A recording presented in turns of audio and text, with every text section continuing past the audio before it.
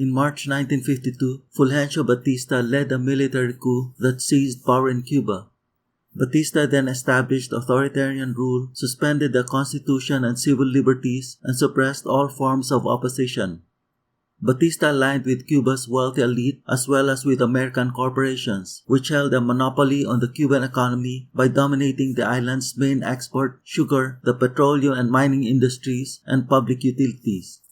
A great divide existed between the small, wealthy elite and the masses of the urban poor and rural, landless peasants.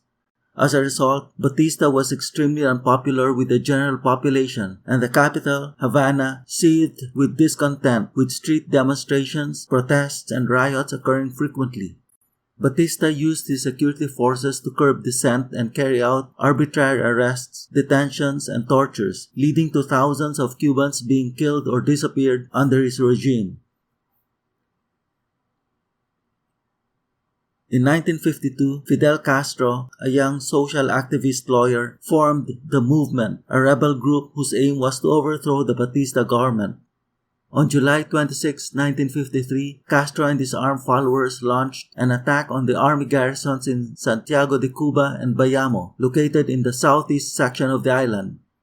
The attack, whose aim was to seize weapons to arm and incite the local population to an uprising, was poorly executed and foiled by security forces. Many of the rebels were killed, and Castro himself was captured, imprisoned, and tried and handed down a long prison sentence.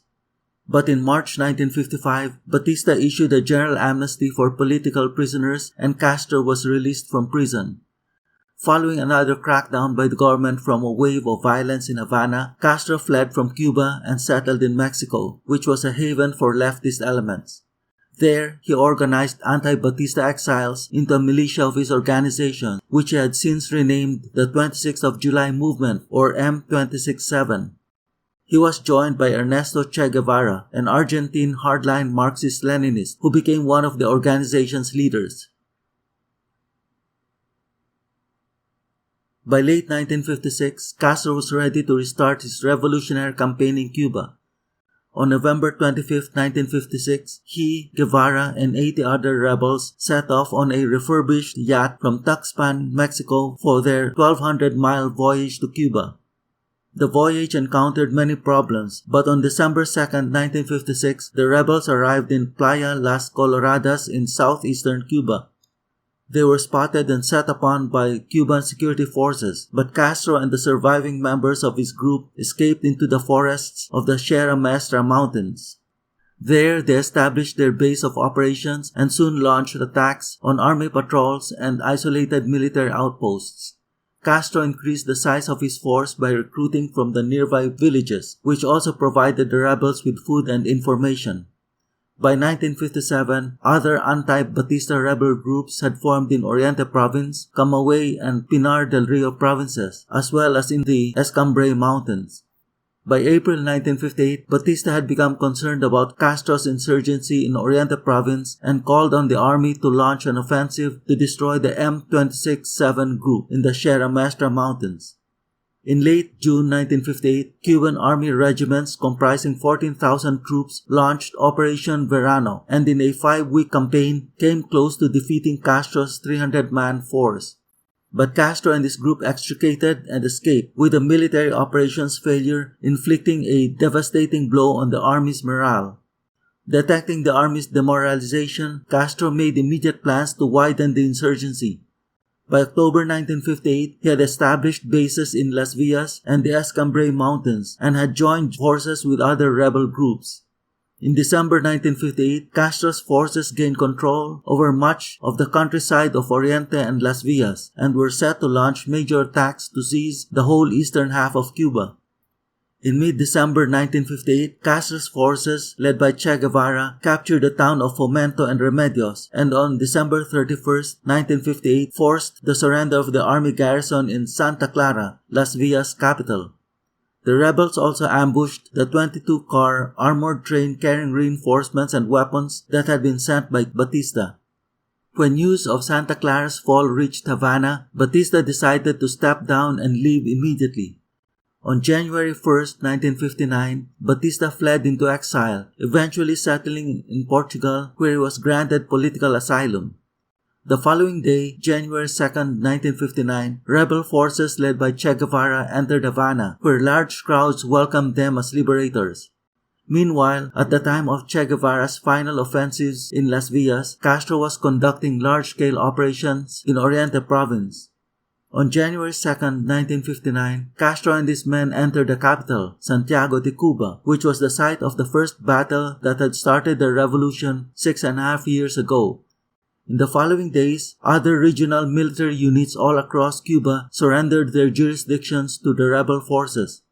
From Santiago de Cuba, Castro made a week-long journey to Havana, stopping at every town and city to large crowds and giving speeches, interviews, and press conferences, and finally arriving in Havana on January 8, 1959. With Batista's departure, a new government was installed under former Justice Manuel Urrutia, who had been chosen by Castro as the provisional president as well as Jose Miro as prime minister.